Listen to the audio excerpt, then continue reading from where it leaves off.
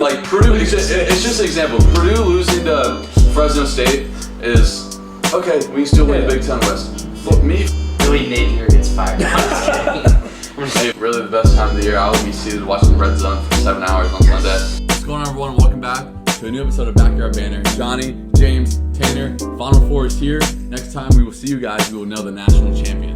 Actually, yes, we will. We will know I forgot this on Monday.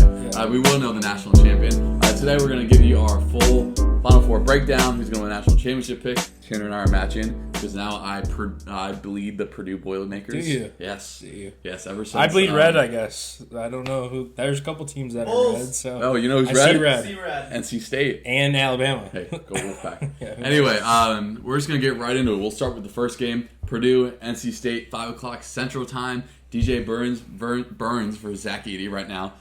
Jackson and Lauren are going at it in the TikTok in our Instagram comment section about DJ Burns and Zach Edey. Fire. Tanner, who's going to win and why? You know, I haven't picked the Boilers once this March, so I have to stick with NC State. Don't say. I don't think you have to pick this game. Yeah, you can just say. I don't have to pick it. Just break it down for us. I'll break it down. All right, So I would say Purdue probably matches up well at every position. Every single position. Braden Smith, I feel like in the drop coverage that DJ Burns is going to play, Braden Smith is going to score a lot, get a lot of assists. Braden Smith's going to be everywhere on that stat sheet, I would imagine. Zach Edey, I feel like, should be able to get whatever he wants against DJ Burns. He still outweighs him. He's 7 inches taller. I feel like Zach Edey can really dominate in this matchup. On the defensive end of the floor, when NC State has the ball, DJ Burns obviously is a good passer, but when you have Zach Edey down there one-on-one, I feel like you don't really need to double him. So I don't know. I think Purdue really, really matches up well against this team. DJ Horn is really the only guard that kind of scares Purdue a little bit, and Purdue's played probably 10 guards that I can think of right now better than DJ Horn this year. So, again, I think great matchup for Purdue. So hopefully they get it done. For my sake. Yeah, I mean, if I were you and my team was in the Final Four playing an 11 seed, especially an 11 seed that, again, we said it last time, luckily got into this tournament. But at the end of the day, they made it here for a reason. They're a good team. DJ Burns has been taking over social media, NCAA basketball, NFL. Like, he's been taking over the world. So, like you said, the fact that Braden Smith's playing well, Fletcher Lawyer's playing well, Lance Jones is playing well, everyone playing well for Purdue, and Zach Edey's playing unreal. So I don't see a world, in my personal opinion, I see this being a blowout. I hope it's not. I love for good basketball games, but I think DJ Burns gets in early foul trouble because we've seen it all. It's impossible to guard Zach Edey. Tanner will tell you that every time Zach Edey touches the ball, he gets fouled. Might be the truth. I think DJ Burns is going to struggle, but at the same time, man, you put these guys at such a high right now, they're going to go out and they're going to fight in the first half. But dare I say, it could be like a UConn-Illinois second half where Purdue just comes out, makes some halftime adjustments, and blows this team out. So I got Purdue by a ton, but I mean, I hope not, and I hope they're a good basketball game. Yeah, the beauty of March is that anyone can win on any given day against any given team. NC State could hit 15 threes and beat Purdue.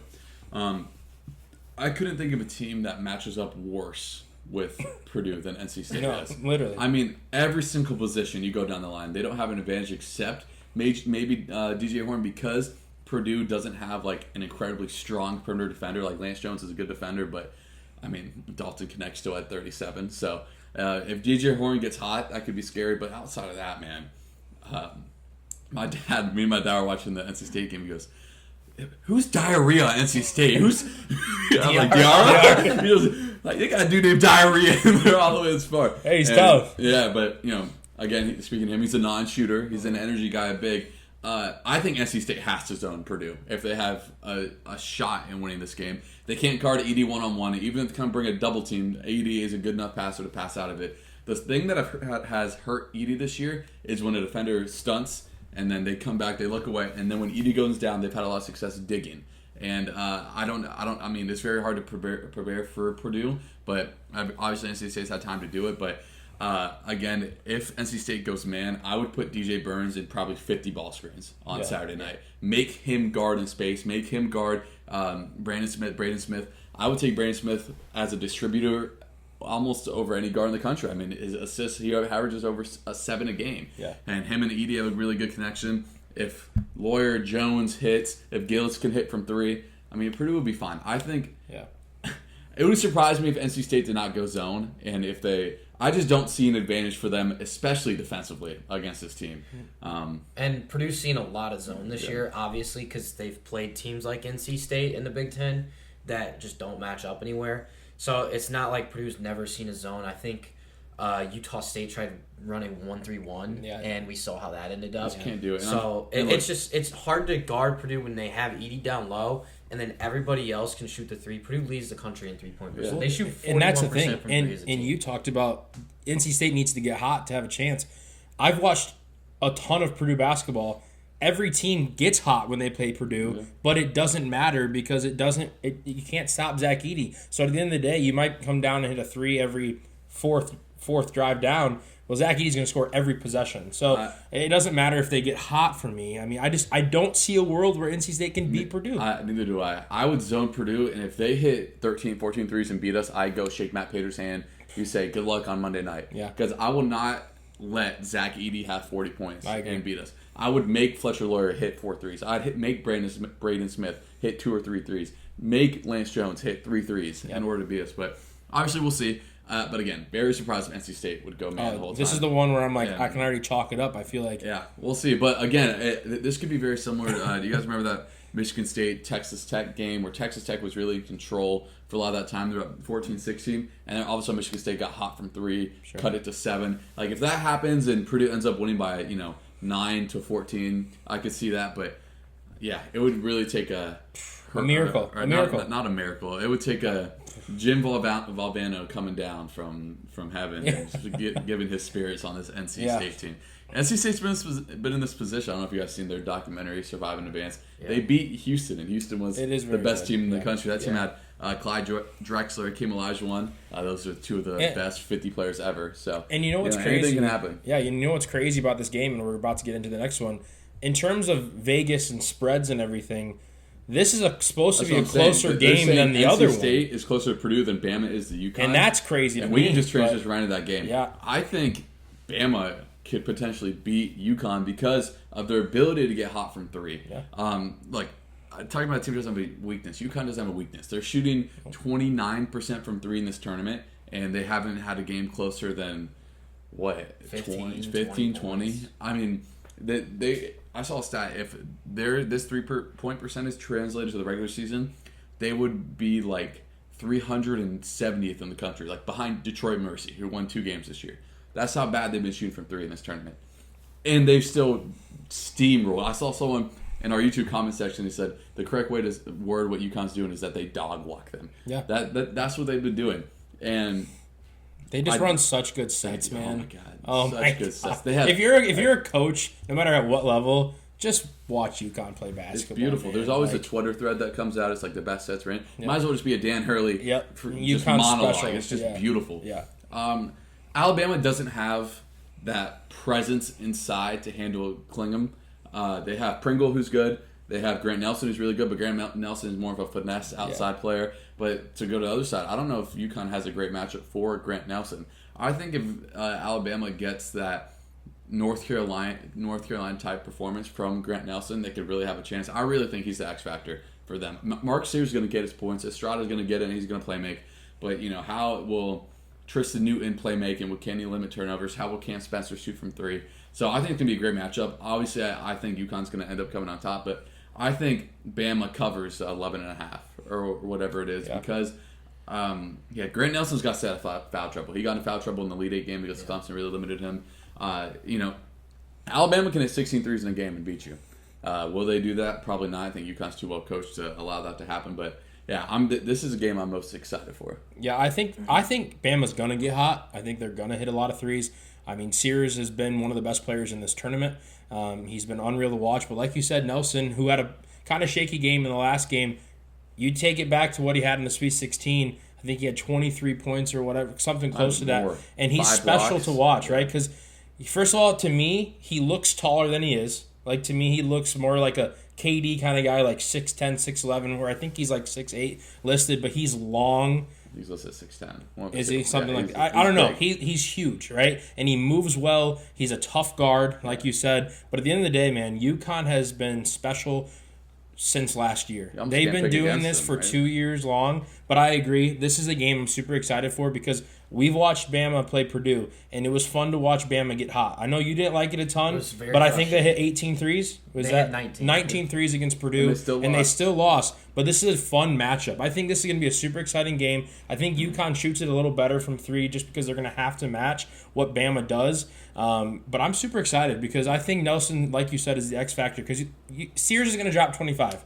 Facts, right? He's going to hit 7 threes. Ooh. Facts. Like, who knows, man? But Nelson is 100% the X factor. He's going to need 15, 20 points to even give this team a chance. I'm excited to see what they do, who they have guarding Nelson. But super excited for this game, man, because this is the one game where I'm like, I can pretty much move Purdue into my national championship. Don't say that. I can. And guess what? If I'm wrong, I don't care, right? Because I don't care. care. I don't. But if I'm wrong, I don't care. But for this game, sure, I got UConn playing Purdue because the country deserves that matchup. But if I saw Bama, I mean, who knows, man? They got hot at the right time. So Yeah, I think Bama's going to keep this close for a solid 30, 35 minutes before UConn ultimately pulls away. The key for Bama in this game is going to be Estrada because you know Sears is going to get his. I feel like Grant Nelson's playing well. And then the other key for Bama is going to be Pringle. Pringle's been playing really well at that 5 spot for them, and he's going to have to play well against Donovan Clingan. I cannot wait to watch Mark Sears versus Cam Spencer. Yeah. They're two really elite guards with the ball in their hands, but they do it a totally different way. Because Sears is going to hit threes from 30 feet, and he's quick enough to get to the rim and punch one even. And then you got Cam Spencer, who is going to be a little bit slower. He's going to finesse, change the pace. steady, yeah. He's going to come off a screen and put you in jail. He's gonna really take his time, but he's going to get to his spot and get a shot. So they're two different players, but they put up the same type of production almost. And I can't wait to watch that matchup between those two.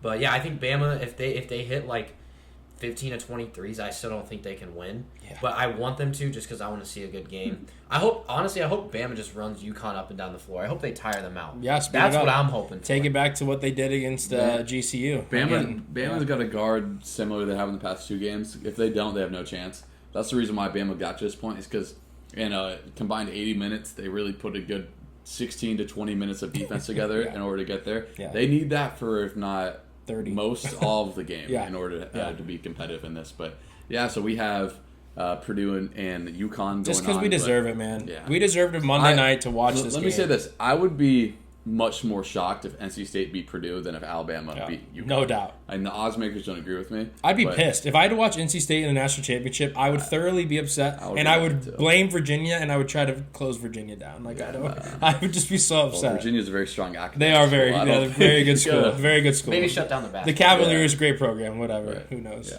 Our national championship, put as much psych as you want. Tanner and I predict almost every single game wrong. I guess all of us 3 did in the Sweet 16 and Elite 8. But we would have UConn versus Purdue. I feel more confident about that than last weekend. Tanner, we won't make you make a pick, but give us a breakdown and how Purdue matches up with UConn. Yeah, so I've thought about this for a couple weeks now, I can't lie, because it seems like they've kind of been on a collision course to meet. In this game, I think that Zach Edey, I know Donovan Clingan played well last game, and he's big, but I went back and actually saw a thread on a message board, and it was like Clingan's stats versus like good centers in college basketball this year. He's only scored double-digit points 1 time, and that was 12 points. I think it was against Marquette once. And the other 9 games that they classified as good centers, he failed to score double digits, and he failed to play more than 25 I was about to minutes. say, he's very foul prone. So, and when he's on the court, he's incredible, Yeah. but very, very foul prone. I think Edey would get the best of Clingan. I think Edey would get Clingan in foul trouble. I think Edey would get the backup big in foul trouble. So to me, in this matchup, it just comes down to the 3-point shot on both sides. I think UConn would obviously be favored. I think UConn's a better team. I think if they play 10 times, UConn wins 6 or 7 of them. Purdue wins 3 or 4 of them. But in this particular game, hypothetical game as of now, it comes down to 3-point shot. And if Purdue is hitting threes, I would love Purdue's chances. If UConn's hitting threes as well, I think it's going to be a barn burner. But it's just going to come down to who shoots it better from 3. Because both teams are elite on both ends of the floor. So ultimately, in a game like this, 2 high-level teams, you could argue the 2 best teams all year, it's going to come down to who's hitting more shots. So that's my breakdown. I think both teams are just elite on both ends of the floor. That's valid. And I think Tristan Newton would go at Zach Edey as many times as possible on a ball screen. Talked about it with NC State. Yeah. I think they would put Edey and attack that drop coverage as much as humanly possible. Obviously, they run great sets outside of that, but Tristan Newton's one of the best point guards in the country. You're not a first-team All-American by mistake. And I really like that matchup in terms of, okay, can we get Edey into foul trouble? What's the whistle looking like? Are they going to let them play a little bit? Because Edey, just cause when you're that size, you can move kind of awkward at times. And you get caught in no man's land at times. And, I'm not going to act like I've seen 300 possessions of Zach Edey in drop coverage, but I've seen enough to know that Tristan Newton can exploit that at some point. And does that lead to fouls from Edey? Does Edey only play 25 minutes in the game? I think that's a very big key. I think Cam Spencer is just a massive key. How well can he shoot the ball? How well can UConn's bench produce? They really only go about 7 deep, sometimes 8 deep, and they got shooters coming off the bench. How well can they produce? You got a Castle, the 5-star freshman, is going to be a lottery pick. How can he produce? Speaking of the first matchup, he's probably going to have that Grant Nelson assignment, or at least rotate the bodies in there. But yeah, I'm going to pick Purdue because I want Purdue to win, and I'm cheering for Purdue. And Florida was the last team to go back-to-back in 06-07.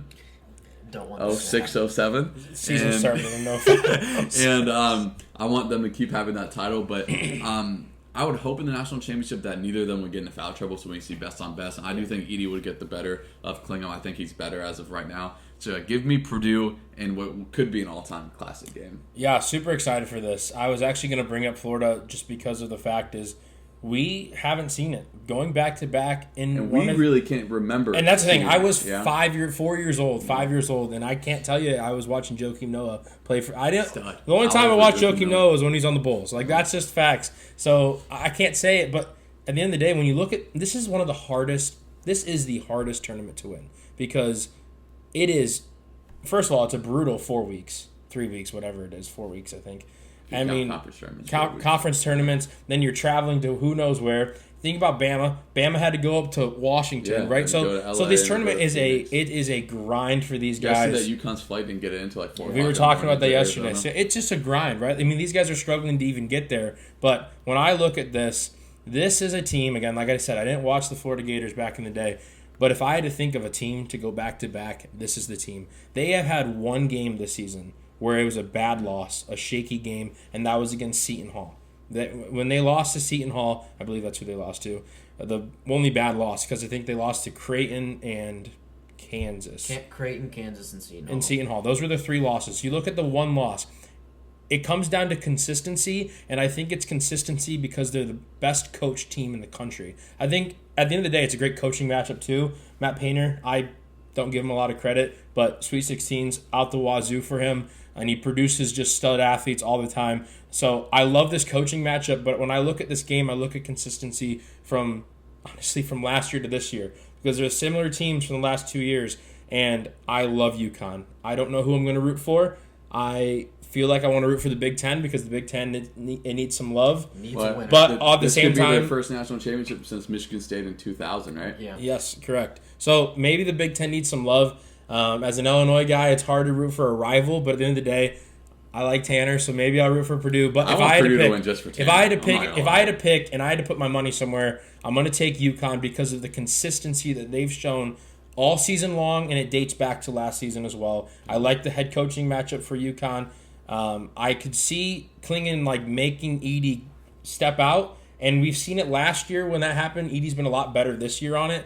Sometimes it can just create some opportunities for the other players. But I'll be interested to see both games that Purdue plays. I'll be interested to see how they referee it and how they play it. So excited for the national championship. This country deserves this game. We need it as sports fans. UConn Purdue has to happen. And if I had to put my money somewhere, I'm going to take Dan Hurley. I'm going to take the Huskies. Yeah. I'm going to add one more thing because I kind of forgot about this. But defensively for Purdue. A lot of people might look at UConn's athleticism and think that could be a problem for Purdue. I think Purdue is a lot more athletic this year than given credit for. And the one concern I would have for Purdue defensively is who is Fletcher Loyer going to guard. But when you look at Purdue's bench, our most athletic players on the roster are the 3 players that come off the bench. Mason Gillis can guard 1 through 5. Heidi is lengthy, and he is athletic. A crazy athlete. Yeah. Miles Colvin's a true freshman, but he's a crazy athlete. Yeah. So if Lawyer's not hitting shots in this game, we're going to see Cam Heidi, Miles Colvin, and Mason Gillis come off the bench because Cam Heidi's been playing well. And he's been playing well. Miles Colvin, true freshman, didn't touch the court in the regular season. Probably played in half the games. Yeah. And here they are, Big Cam moments. Heidi, Yeah. Miles Colvin, 2 freshmen, are playing big minutes, and Marsh are playing well. They will be keys in this game because their athleticism is going to make them be on the court at some point. Yeah. So that's something I feel like I should mention there. Mason Gillis obviously plays 30 minutes a game off the bench, and he'll Who be a knows? We factor could be as well. wrong. It could be a NC State versus Alabama. Now. Yeah, we could be wrong. I'd be shocked. We could but- be so wrong. Yeah, I but think you got to make Edie go over his right shoulder Yeah. too. He's good with both hands, but if you He's can get so him bad over with the left, his, though. but he can make it, and if you can get him to catch it at 9 feet instead of 5 feet, at Yeah, 12 absolutely. feet instead of 6 feet, and I think Clem could bother him a little bit with that. I want to see the matchup. I want to see Need it. And we're going to have something different for the National Championship on Monday. We're going to have a live cam watching us react to the National Championship live. Shout out to Mayo, the dope idea. But, yeah. That's what he gets the big bucks for, coming up with these great ideas. We will see you guys then. We'll have a full breakdown of all the games. We hope for just incredible games and then to a very good tournament. And we will see you guys on either Tuesday or Wednesday. Peace. See ya.